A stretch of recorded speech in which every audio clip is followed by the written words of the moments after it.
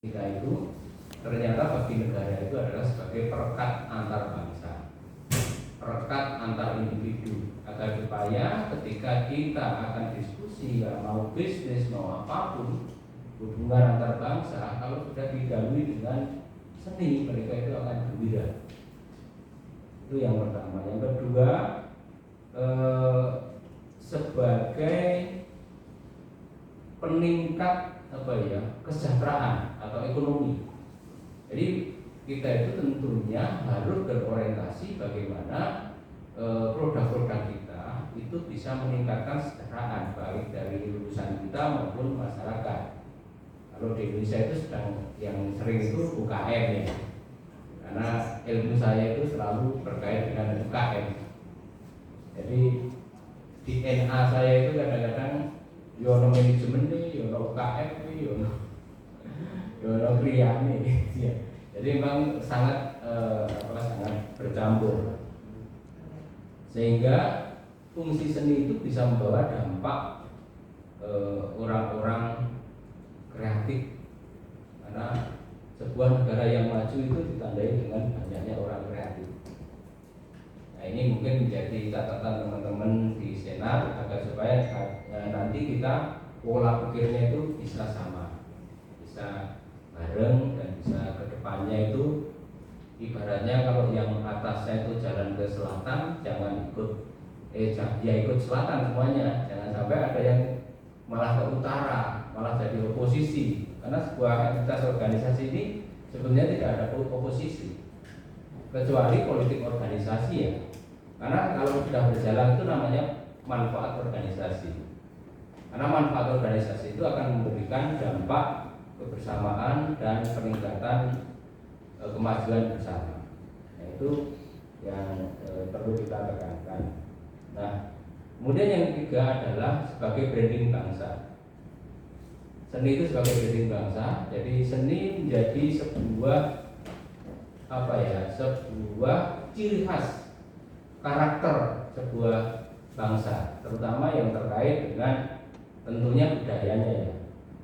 Karena keberhasilan Korea dengan K-pop, Gangnam atau mungkin Jepang dengan mangganya itu menjadi branding tersendiri. Bahkan otomotif itu sekarang Korea sudah menyaingi Jepang, dan strategi politiknya cukup keras ya. Bahkan bullying itu mau masuk itu agak kesulitan, tapi karena bullying itu kita punya secara politis kuat, akhirnya bisa masuk. PB itu tidak bisa masuk ke Indonesia. Ini adalah branding bangsa. Jadi kita punya apa? Apakah kita kan punya Aldo, Prof Budi katanya mau Probo, ada Aldo sana. Bagaimana yang namanya Aldo itu menjadi sebuah entitas yang bisa dikembangkan menjadi branding bangsa misalnya. Seperti K-popnya Korea. Wah, kita punya apa? Bantul itu punya apa? Bingung. Saya tawaran kemarin jalan ukir. Saya menurut program itu. Pertama aku udah ukir, syarat saja, oke.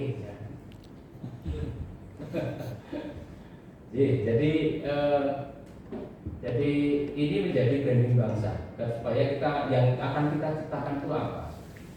Kemudian kita akan masuk ke BRU. Itu tentunya kita yang berpikir pertama adalah, saya kemarin berpikir terus, statuta kita itu sajanya sudah disahkan atau belum? Itu satu. Kedua, BRU kita itu materi BRU-nya itu sudah selesai atau belum? Saya kok belum pernah ya. Nanti mungkin di rapat khusus ya nanti kita bicarakan.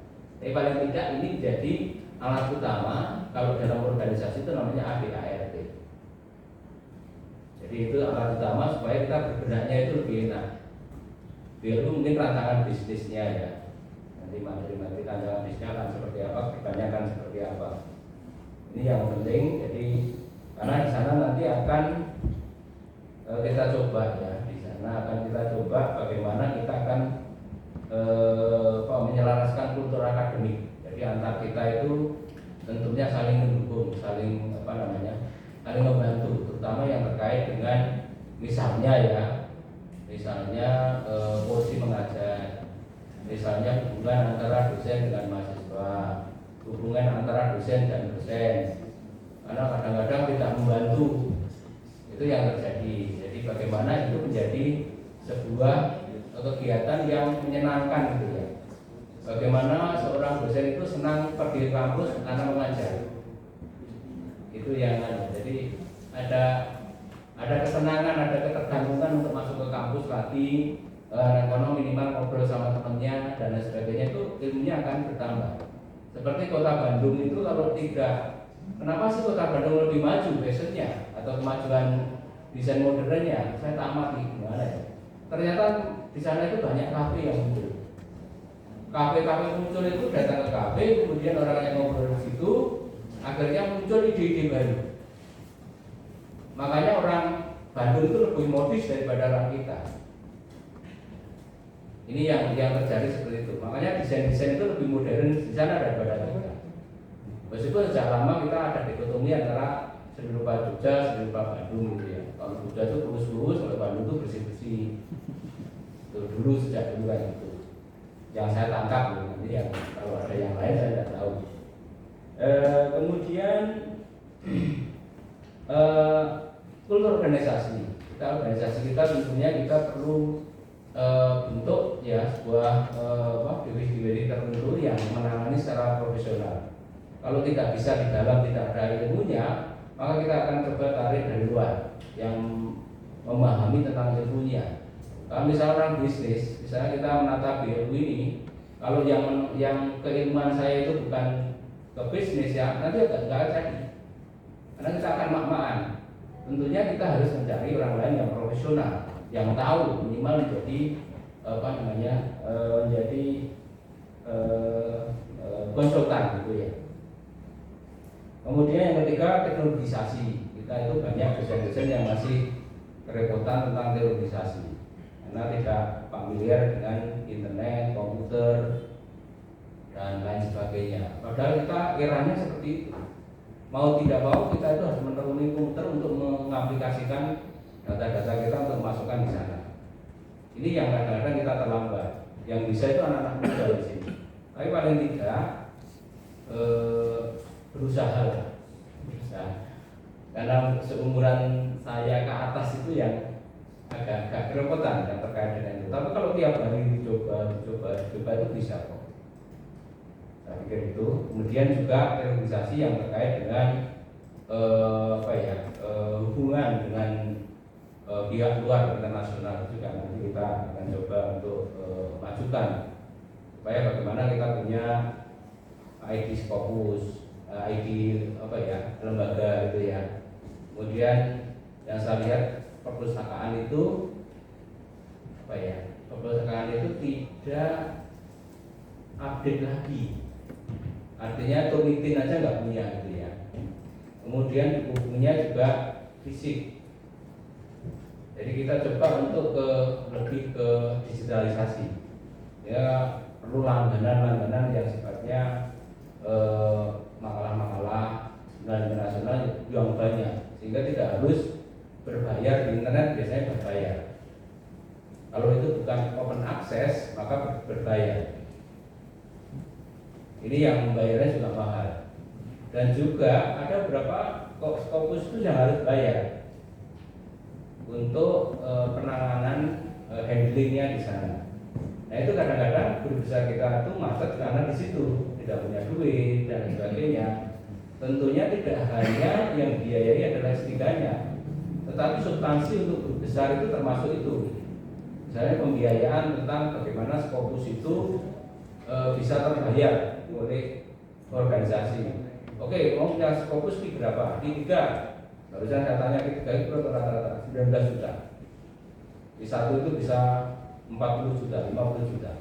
Kalau dosen biasa itu kan nggak mungkin untuk bisa masuk ke sana. Nah untuk itu saya pikir kalau misalnya peran dari lembaga pemerintah ini ada alokasi dasar ke sana, karena kita akan mendorong guru besar supaya lebih banyak kita. Juga nanti dari pasca juga kita coba menggunakan bagaimana guru besar dokter-dokter itu bisa masuk ke paksa untuk menguji atau menjadi promotor.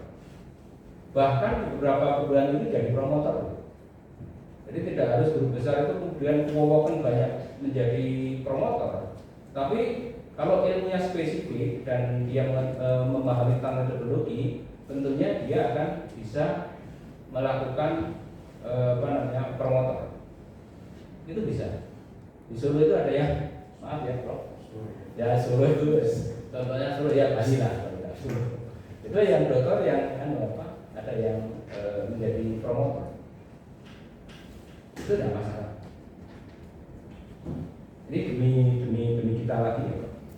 Kemudian tentang BLU. Jadi BLU nanti kita coba pahamkan Bapak Ibu sekalian para senator. Mohon maaf, saya informasi supaya nanti pikiran saya itu juga pernah tersampaikan ke Bapak Panjenengan Studio tentang gerak nanti yang akan kita lakukan. Jadi untuk BLU tentunya kita akan banyak menekankan bagaimana dunia bisnis pendidikan. Ini maaf, karena BLU itu berbau bisnis. Bisnis pendidikan, education business. Ini adalah suatu hal yang memang sudah lama kita bisnisnya. Bagaimana meningkatkan mahasiswa, bagaimana membuat kelas baru, bagaimana membuka prodi baru. Ini adalah bisnis yang kita kembangkan di sini. Semakin banyak mahasiswanya, semakin baik lulusannya, semakin banyak yang memerlukan kemudian di dunia kerja diterima dengan baik, maka dunia bisnis kita atau bisnis pendidikan kita itu berhasil. Karena itu indikasi di dalam akreditasi juga seperti itu. Kemudian bisnis ilmu pengetahuan. Jadi bagaimana pengetahuan ini menjadi sebuah entitas yang bisa kita tawarkan ke dunia luar. Jadi monetisasi. Jadi menduitkan ilmu pengetahuan.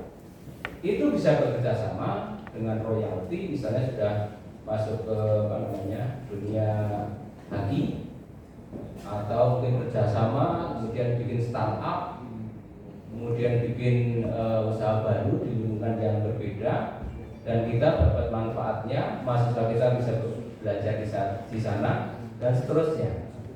Tentunya yang paling mudah adalah sarpras. Bisnis sarpras itu gampang, tetapi ya gampang-gampang susah. Karena apa? Di situ diperlukan realisasi yang baik. Karena akan mengurus berbagai hal yang terkait dengan bisnis itu sendiri. Karena kita punya lab di sini, lab alhamdulillah, lab seni ya, Prof. Tuhan telah membangun itu. Itu kan mungkin di lingkungan sini itu terbaik. Mungkin di lingkungan Jawa Tengah itu terbaik. Itu bisa dipakai. Karena seperti motor, kalau tidak pernah dipakai ya rusak kan. Nah, jadi kalau misalnya sesuatu itu sering dipakai, dipanasi gitu kan, itu akan lebih jalannya lebih baik. Motor nggak pernah dipakai ya rusak. Nah itu mungkin bisa dikembangkan dari sisi sana. Kemudian nanti juga pengembangan tentang lingkungan, pembangunan bangunan, tentunya kita putuskan di sini karena senator itu adalah think tank yang perlu menyampaikan isu-isu, kemudian pengembangan apa. Jadi mohon nanti kalau di grup itu lebih keras nggak apa-apa. Naik begini, naik segini. Jadi senat itu diharapkan untuk meletupkan ide-ide yang bagus untuk kita coba saring bersama, kita rembuk bersama, kita laksanakan bersama. Tinggal nanti dawi pada para penendang atau pelaksana.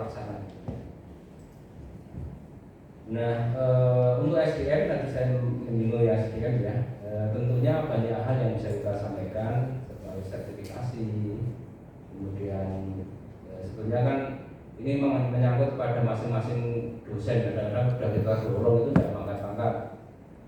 yang golongan 3A itu ya 3A terus sampai sekarang. Nah itu kan dorong juga angel banget. Maksud saya kita sama-sama ikut mendorong sana. Bahkan kalau perlu kita bantu bagaimana supaya dia bisa naik pangkat. Ini yang sekarang kita lakukan.